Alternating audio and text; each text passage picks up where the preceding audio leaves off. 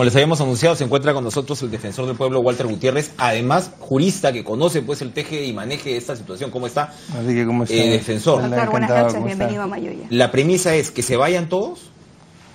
Bueno, ese es un atajo mental, un atajo que no necesariamente nos lleva a una salida, sino probablemente a un callejón sin salida. Todas las respuestas están en la Constitución. Lo que sucede es que la población, la ciudadanía se indigna, y con toda razón, porque ve que las autoridades y las instituciones no responden. Los hechos son graves, muy graves, pero las instituciones tienen que responder de manera inmediata. Pongo un ejemplo concreto. Vamos hacia una semana de conocer todos estos hechos.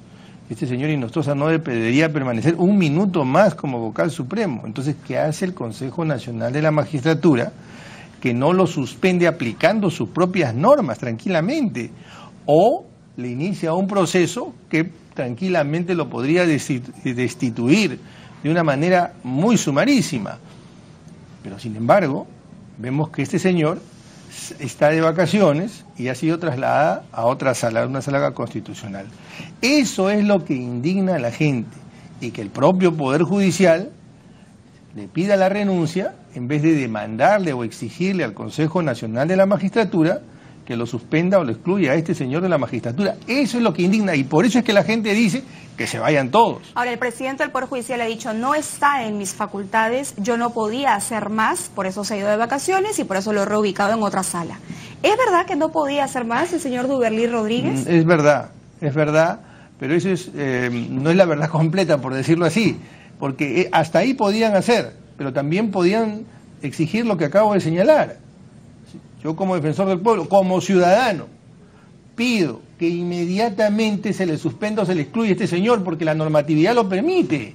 ¿Y acaso no lo podría hacer la sala o no el Consejo Ejecutivo del Poder Judicial o el propio presidente del Poder Judicial? Eso es lo que está generando esta exacerbación de la ciudadanía. Ahora, la falta de acción y reacción. Si es que pasamos, digamos, o trascendemos esta reacción, como usted dice, de la ciudadanía, de indignación, que se vayan todos, a comenzar a identificar los problemas puntuales que hemos estado viendo en estos días y que se siguen desarrollando. El primero es, coincidiría usted, el Consejo Nacional de la Magistratura, su funcionamiento, su conformación, ¿cómo está? Porque finalmente este señor Ríos llega donde llega por el Consejo Nacional de la Magistratura. El señor Inostroza Pariachi intentó llegar como fiscal supremo en más de una ocasión y el Consejo no lo dejó hasta que cambia esta conformación, y finalmente el señor Inostroza Pariachi, que es, nos disculparán, más conocido que la Ruda, llega, ¿no?, a nada menos que la Corte Suprema. La madre del cordero, para empezar, ¿cree usted, está en el Consejo Nacional de la Magistratura? ¿Es a lo que primero se deberían dedicar los legisladores o a quien le toque? Uno de los problemas fundamentales es cómo elegimos los jueces. El sistema de justicia es una de las columnas donde se construye la democracia, y uno de los fundamentos sobre el cual está diseñado todo el sistema de justicia es la selección de los jueces, de manera que es una institución particularmente importante. Respecto del Consejo Nacional de la Magistratura, el concepto es correcto. Lo que se pensó en el 93 era correcto. Hay que sacar de las manos del cubileteo político la designación de los jueces. Hasta ahí estamos de acuerdo. Sin embargo, el modelo, que es un modelo importado del sistema italiano, no necesariamente es el mejor. Hoy mismo está siendo cuestionado, es un modelo que ya tiene casi más de 50 años, que además, dicho sea de paso, fue remozado el 50, o sea que en realidad tiene casi 100, y que no necesariamente es un modelo que responda a, digamos, estándares modernos. Y encima en el Perú se le matizó con algunos elementos que vinieron a agravar su arquitectura, como por ejemplo la participación irrestricta de todos los miembros o profesionales del sistema universitario. Eso creo que le hizo mucho daño, y encima, para coronar este rosario de equivocaciones, se flexibilizaron o se bajaron demasiado los requisitos. Un miembro del Consejo Nacional de la Magistratura debería estar en la parte final de su carrera profesional, un hombre de 65, 70 años, luego que ya ha sido profesor, abogado, juez, fiscal, y que ya difícilmente va a ser tentado por cuestiones mundanas, debería formar parte del sistema, del Consejo Nacional de la Magistratura. Pero hoy vemos que los requisitos son pues prácticamente mínimos. Es más difícil acceder a ser fiscal o juez supremo que ser miembro del Consejo Nacional de la Magistratura. ¿Por qué no son los mismos requisitos? Cuando menos. Se ha conformado esta comisión especial de alto nivel promovida por el Ejecutivo, tiene a Alan Wagner a la cabeza como presidente, y lo que se espera es que en unos cuantos días tengamos una serie de propuestas, ¿no es cierto?, para saber cómo reformar este sistema de justicia. El presidente del Poder Judicial, Duverly Rodríguez, ha dicho, todo bien con esta comisión, pero nosotros, el Poder Judicial, también queremos presentar nuestras propuestas para reformarnos a nosotros mismos. Entonces yo me pregunto, ¿esto podemos tener expectativas, esperanza en alguna propuesta que provenga justamente de los miembros del Poder Judicial, teniendo en cuenta hoy mismo que el propio presidente de ese poder del Estado está cuestionado porque también aparece mencionado en uno de estos audios, no él, pero sí su asesor directamente, y que incluso se hace alusión a la hija del señor, o el hijo, me parece, del señor Duverly Rodríguez? ¿O deberían abstenerse y no presentar nada y el señor renunciar? Bueno, usted me ha hecho varias preguntas en realidad, pero a ver, para no escamotear ninguna de las preguntas. En primer lugar, conozco al doctor Duverly Rodríguez, es una persona seria, es una persona honesta, comprometida, pero con el afecto que le tengo que decir también que en este momento el país espera una voz mucho más firme, una actuación mucho más inmediata del Poder Judicial. Eso en relación a el presidente del Poder Judicial. En relación a la pregunta que usted me dice respecto de si debemos esperar algo de los jueces en esta reforma, no debemos esperar algo, debemos esperar mucho, porque déjeme decirle que yo conozco jueces y fiscales de una gran trayectoria, de una gran honestidad, y que no es justo que se les involucre en toda esta situación que por un grupo de jueces está sucediendo. Sí, hay gente, jueces, fiscales, juristas, profesores que conocen la problemática del sistema de justicia y que tienen mucho que aportar. Tenemos que convocarlos, sí, el Poder Judicial debe participar, pero yo no creo que la reforma sea entre cuatro paredes y solo por el sistema de justicia, entre jueces y fiscales, porque el Poder Judicial, el servicio de justicia es un servicio público y al propio tiempo es un derecho que no les pertenece solo a los jueces, sino a la ciudadanía. La predictibilidad, es decir, cómo administra justicia, cómo se garantizan los bienes, cómo se respetan los contratos, cómo se respeta la integridad de los menores, es un derecho de todos los ciudadanos, no solo de los jueces. Y por eso no son solamente ellos quienes deben reformar, modernizar el Poder Judicial. Le cambio la pregunta entonces. ¿Duverly Rodríguez debe renunciar porque en este momento su permanencia como presidente del Poder Judicial hace más daño que beneficio, o debe mantenerse en el cargo? Lo que yo creo es que un titular de un poder o de una institución debe asumir en toda su dimensión una crisis y liderarla, no huir, sino liderar, y con respuestas inmediatas. O sea, debe quedarse. Con todo el aprecio que le tengo, esperaría de él que pida inmediatamente la salida del juez Inostroza al Consejo Nacional de la Magistratura en vez de pedir la renuncia. Así lo quiero ver al presidente. Ahora, ¿cómo saber qué juez es probo y qué juez no? Es verdad, por un grupo, no sabemos si mayoritario o minoritario, no se puede condenar al resto. Hay jueces muy buenos en este país. Pero en este momento, ¿cómo podemos hacer la diferenciación? ¿Quién nos va a decir quién está en lo correcto y quién no? Para eso, en primer lugar, hay que fortalecer todo el sistema de control del Poder Judicial y de la Fiscalía. Déjenme decirles que todo el sistema de justicia, tanto la Fiscalía como el Poder Judicial, son poderes oscuros, no son transparentes, no rinden cuentas al país. Lo que publican son anuarios de fotos, o de reuniones sociales, o de capacitaciones. Yo no quiero eso. Yo quiero que respecto de línea de base e indicadores muy puntuales, como ciudadano, quiero conocer cómo se administra justicia en este país, cuánto duran los juicios de alimentos, cómo se está resolviendo las agresiones sexuales, la mora, la demora, la carga procesal. Necesitamos que esta institución rinda cuentas, porque el presupuesto del Poder Judicial en el año 2006-2007 era 680 millones de soles. Hoy es 1.900 millones, casi el triple. En 12 años o en 14 años, 12 años, se ha casi triplicado.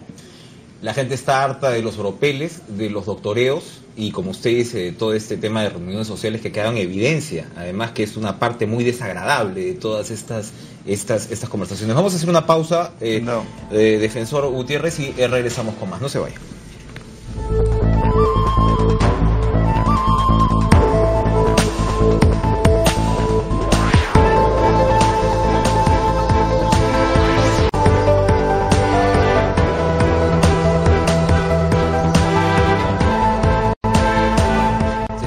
Emitiendo audios, ¿no?, que entendemos, se señala ahí al señor Ríos con el señor Peirano, el juez Peirano, que ha quedado encargado de la Corte Superior de Justicia del Callao, negociando efectivamente pues las votaciones en esa corte. Y este señor, como repito, pues ha quedado encargado del tribunal luego de la denuncia y ahora pues captura del señor Ríos. Vamos a ir desarrollando esta información.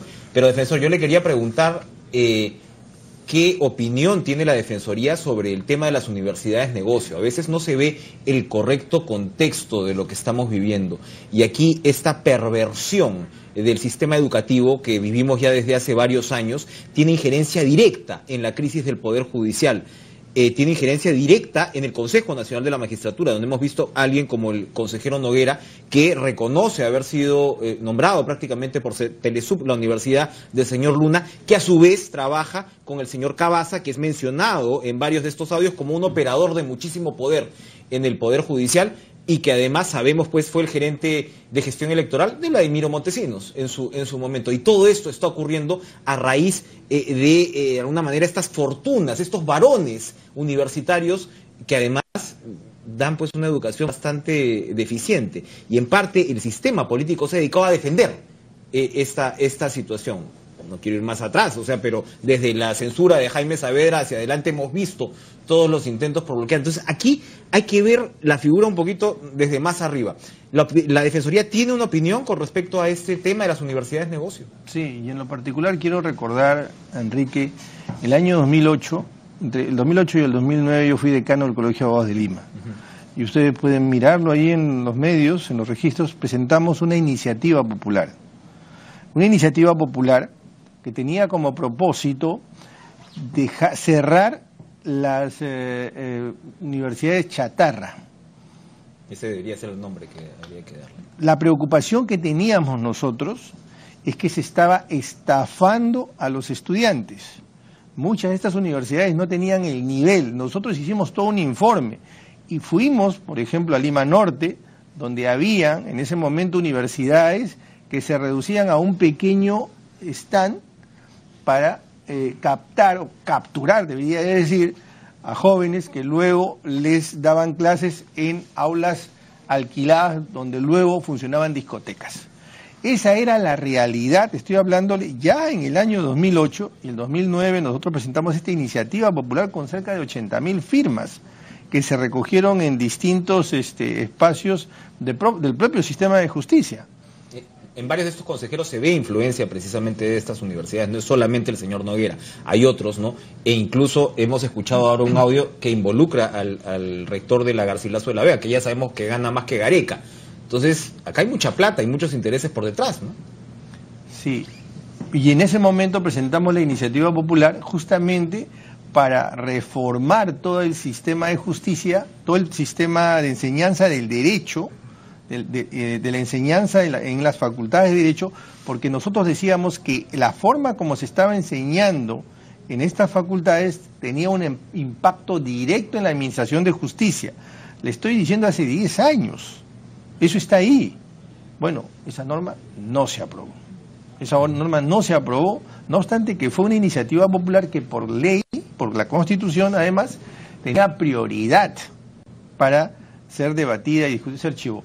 Entonces usted me pregunta, ¿cuál es mi posición? No he cambiado, más bien me he ratificado de que parte del origen del problema son las universidades, son estas universidades que generan abogados de muy baja calidad, que no conocen el problema y que además también estos señores, que muchos de ellos, no todos, porque yo siempre digo que las generalizaciones son peligrosas.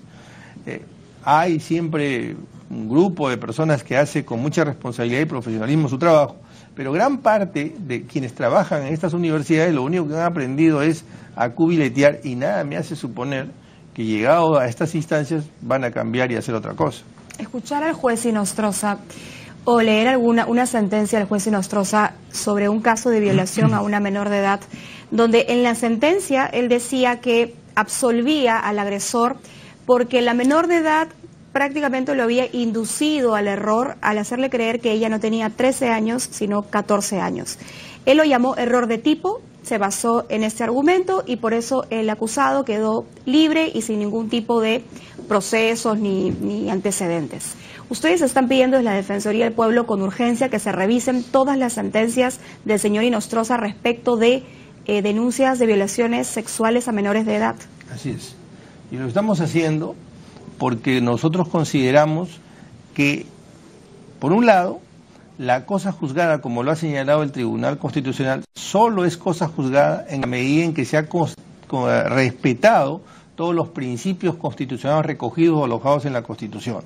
Entonces, vamos a ver si en efecto ahí hay cosa juzgada constitucional. Yo sé que esto es un poco técnico, pero lo que quiero decir es que no es que eso esté necesariamente cerrado. ¿Podría reabrirse algún juicio si es que se determina que el criterio podría quedar nulo eso, podría quedar nulo. No fue el válido. Pero vamos a suponer, vamos a ponernos pesimistas por un instante, vamos a suponer que en efecto sea cosa juzgada. Lo que nos interesa también es saber cómo se conduce el Poder Judicial, porque no es solo el juez Inostroza, es una sala, y por lo tanto a nosotros como Defensoría nos interesa cómo equivocadamente se interprete el derecho, porque el error de tipo es una alegación que hace la defensa para exonerar de responsabilidad al imputado. Todo el mundo sabe que aquel que alega una exoneración o eximencia de responsabilidad tiene que probarlo, pero aquí no ha sido así. Aquí ha sido alegada con pruebas absolutamente lábiles y entonces se ha aplicado una suerte de principio pro-agresor. O sea, aquí se ha instalado el principio pro-agresor, porque dígame qué cosa tiene de común el caso Arlet Contreras, Juanita Mendoza, el caso de esta señorita Torres, Avi Ágreda. ¿Qué tienen en común? En todos los casos hay un principio pro-agresor. En todos los casos, porque Avi Ágreda muere 38 días después. Y entonces los jueces dicen, es intento de feminicidio. ¿Por qué? Porque no la mató. Exactamente, porque no la mató los actos que él realizó no fueron los hechos que la mataron, sino fue esa infección generalizada que se dio en este hospital. Pero eso es perverso, ¿no? Pero es que a donde quiero llegar es a lo siguiente. ¿Acaso Avi Ágreda, Juanita Mendoza están en esa condición por su negligencia, por su irresponsabilidad o por los actos y conductas de estos delincuentes? O sea, el derecho peruano, en homenaje a un garantismo que no tiene ningún sentido, porque de acuerdo, el garantismo, pero para el más vulnerable, pero no el garantismo para el agresor. O sea, hay un formalismo jurídico mal entendido que tenemos que proscribir. Doctor, muchas gracias por estar esta noche con nosotros conversando en La Mayuya.